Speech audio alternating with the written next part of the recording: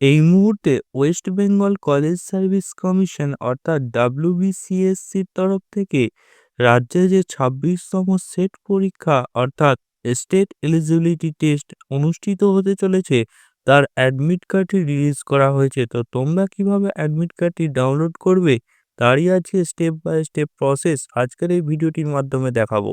শুরুতেই তোমরা তোমাদের মোবাইলের ক্রোমে চলে আসবে এবং এখানে এসে লিখবে WBCSC।